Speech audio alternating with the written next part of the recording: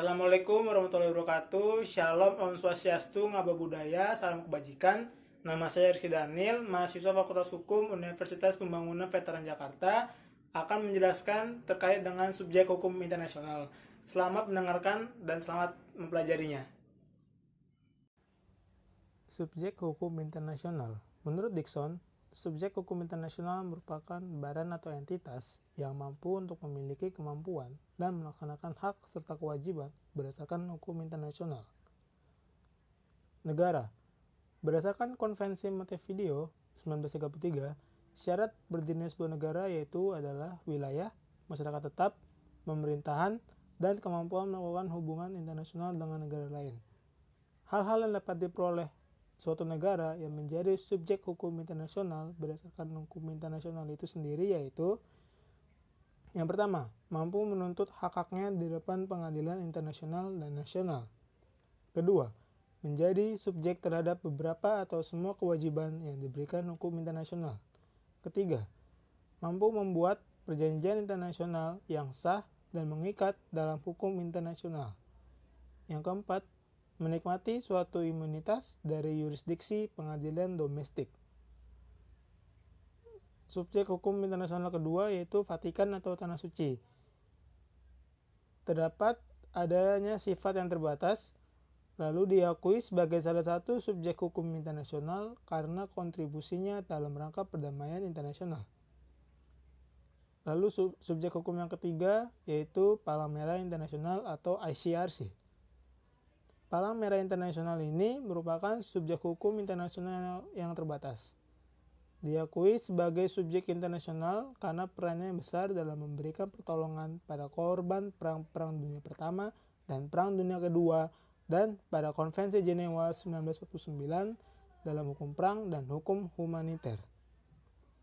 Yang berikutnya, organisasi internasional publik. Ada beberapa poin, yaitu yang pertama, subjek yang terbatas, yakni pada tujuan didirikannya organisasi internasional itu sendiri. Yang kedua, dibentuk berdasarkan perjanjian internasional yang dibuat oleh dua atau lebih negara. Yang ketiga, dasar hukumnya yaitu advisory opinion Mahkamah Internasional dalam Reparatory Case 1949. Lalu yang terakhir, harus diakui legal personality-nya dan legal capacity-nya untuk menjalankan fungsinya. Keberadaan dari organisasi internasional dapat diakui sepanjang adanya pengakuan subjek hukum internasional lainnya, khususnya adalah negara. Melalui konvensi yang dilakukan pada tahun 1986, di Eropa menghasilkan pengakuan atas personalitas hukum INGO. Namun, masih terbatas pada INGO yang di wilayah Eropa. Lalu, subjek hukum internasional selanjutnya adalah individu. Merupakan subjek hukum internasional yang terbatas. Hanya pada kemungkinannya individu itu dituntut di hadapan pengadilan internasional untuk bertanggung jawab secara personal atas namanya pribadi terhadap kejahatan internasional yang telah dilakukannya. Lalu selanjutnya ada organisasi pembebasan bangsa. Subjek hukum internasional ini memiliki sifat yang terbatas dan dapat diakui jika mendapatkan pengakuan dari subjek hukum lainnya terkhusus negara.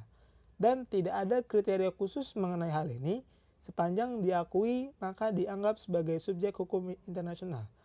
Bisa dilakukan intervensi asing jika terdapat pelanggaran HAM yang terjadi ketika melibatkan organisasi pembebasan bangsa di dalam suatu negara tersebut.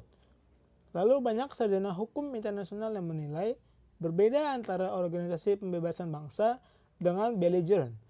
Dikarenakan belligerent itu tidak terpenuhinya dalam aspek legal capacity berdasarkan hukum internasional. Lalu yang terakhir, multinasional korporasi. Subjek hukum internasional yang memiliki sifat terbatas. Dapat menjadi subjek hukum internasional karena multinasional korporasi harus berhadapan dengan negara tertentu dalam penyelesaian sengketa internasional atau kasus-kasus lain. Kapasitas internasional dari multinasional ini tergantung pada hubungan internasional yang terjadi dengan subjek hukum internasional lainnya dan diatur serta tidak bertentangan dengan norma-norma hukum internasional dan dapat dituntut ketika melakukan pelanggaran lingkungan dan HAM berat.